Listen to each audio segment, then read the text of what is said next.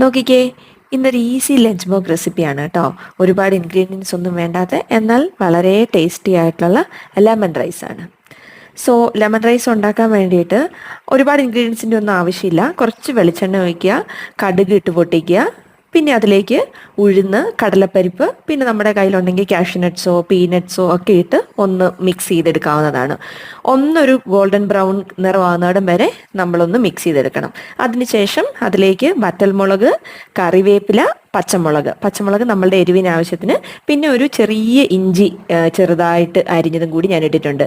അതിട്ട് നല്ല golden brown നിറമാകുന്നിടം വരെ ഒന്ന് വഴറ്റിയെടുക്കുക.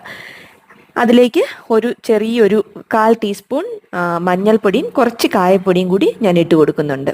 ഇവിടെ ഞാൻ ഉപയോഗിക്കുന്നത് ലെമൺ അല്ല കേട്ടോ, ലെമൺ റൈസിൻ്റെ പൗഡറാണ്. ഇന്നലെ ഞാൻ കടയിൽ പോയപ്പോൾ മേടിച്ചതാണ്. അതില്ലാന്നുണ്ടെങ്കിൽ ഒരു 2 ടേബിൾ സ്പൂൺ ലെമണിൻ്റെ നീര് ഒഴിച്ചിരുന്നിട്ടുണ്ടെങ്കിൽ മതി. ഇത് ഓപ്ഷനിലാണ് കേട്ടോ. വേണമെന്നുണ്ടെങ്കിൽ ആവശ്യമുണ്ടെങ്കിൽ ഒരു 2 ടീസ്പൂൺ നെയ്യ് ഒന്ന് ഇട്ടിട്ട് മിക്സ് ചെയ്ത് കൊടുക്കാം.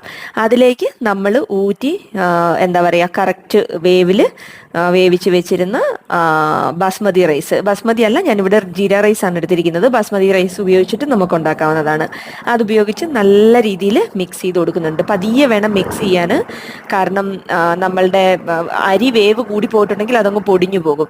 സോ കറക്റ്റ് വേവിൽ അതിനെ നല്ല രീതിയിൽ മിക്സ് ചെയ്തെടുത്താൽ ഈസി ആയിട്ടുള്ള ലെമൺ റൈസ് റെഡി. പെട്ടെന്ന് തന്നെ നമുക്ക് ചെയ്തെടുക്കാവുന്നതാണ്. നമുക്ക് കുറച്ച് തൈരോ അച്ചാറോ ഉണ്ടെങ്കിൽ സൂപ്പർ.